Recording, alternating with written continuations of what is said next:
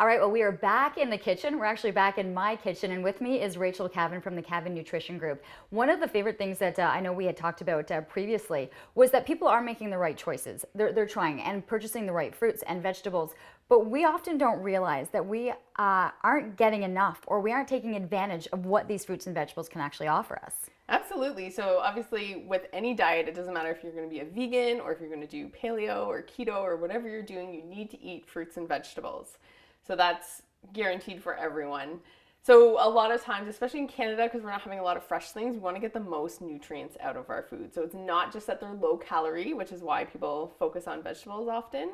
It's that they have so many nutrients in it. So vitamins, minerals, fiber, phytonutrients. So we want to get all of those. Okay, but we want to get them. Yeah. But we don't. Sometimes we're actually throwing out the best part, and so you think you're cutting away, and then you're throwing things aside, and that garbage may actually be what you should be consuming. Yes, exactly. That's exactly it. Okay. So we'll go through the list of the different foods that you would find in your kitchen and how to make them healthier and get more nutrients. Okay.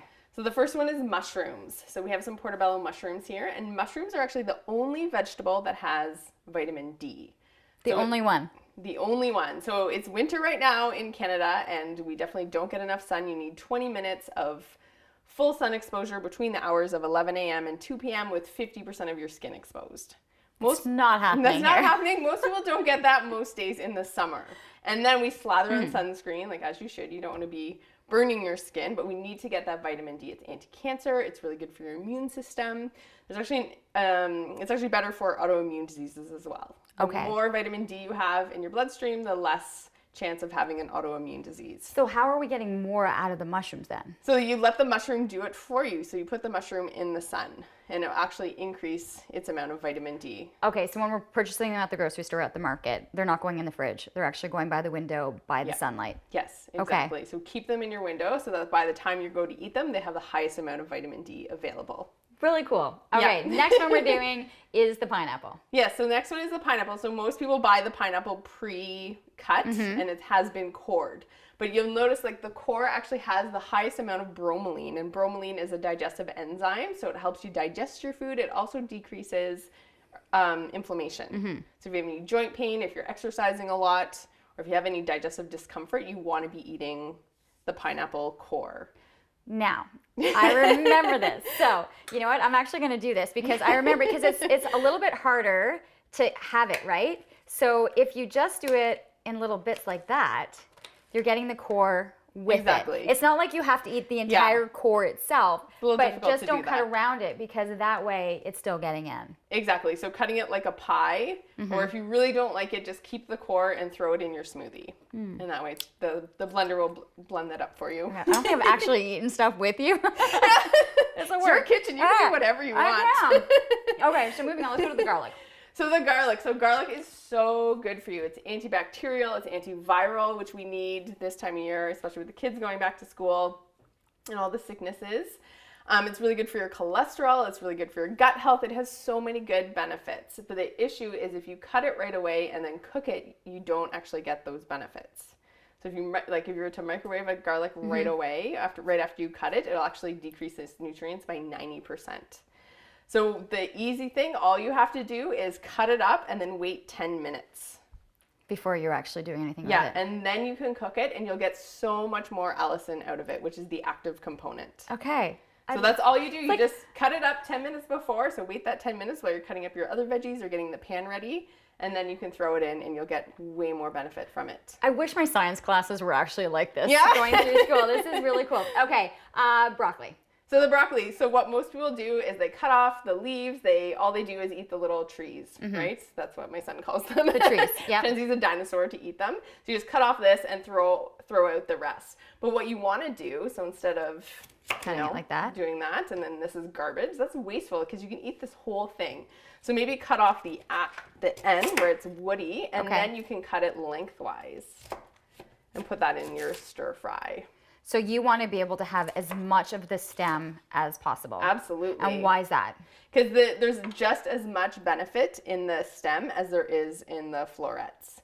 And actually the leaves contain even more nutrients. So more polyphenols, which is the antioxidant found in the broccoli. So you want to keep these and throw them in your stir fry or chop them up if you want to. Okay.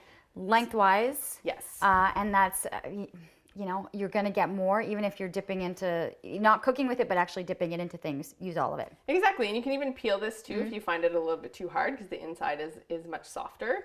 It's less food waste, so you're saving money because you're getting more nutrients. You're getting more out of your food. Okay. Now we're going to cut up oranges. Yeah, so with the oranges, most people are eating the oranges for the vitamin C, which is great. They're a really good source. But actually the highest amount of vitamin C is in the pith. So it's actually the spongy area in between the orange, and this is the pith here. And along here. Most people sometimes just take away as much weight as possible. Exactly. So they're taking away as much as they can. This is a really great way to eat oranges because you're going to get all of the membranes, which also are very high in vitamin C. So you want to be eating as much of the white as you can. Most people meticulously pick every single thing off, but you want to actually eat that stuff. Okay, and what does that have as added value? That's the highest amount of vitamin C. Where it is in the orange is actually with that membrane. It's called the pith. Okay. Yep. Hopefully you're kind of jotting all this down. Now let's go to the tomatoes. So tomatoes are an interesting, so they kind of break one of the rules. So as a general rule, most fruits and vegetables are the healthiest when they're raw. Tomatoes break that rule because they're actually the healthiest, or healthier the longer that they're cooked. So you get the lycopene, which is really an anti-cancer property. It's really good for the prostate gland. It's really good for your skin.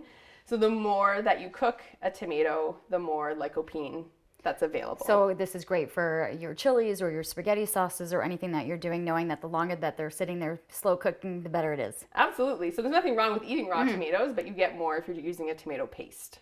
The tomato paste. Yes, because that's been cooking for a really long time. Okay.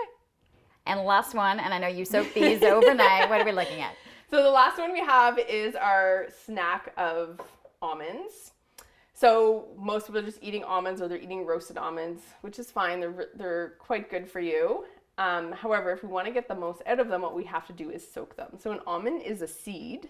Technically, you can plant it and it's going to grow an almond tree. So there's phytates in it, which actually bind to your minerals. So by eating an almond that hasn't, or any kind of nut that hasn't been soaked, it's actually going to take minerals from your body.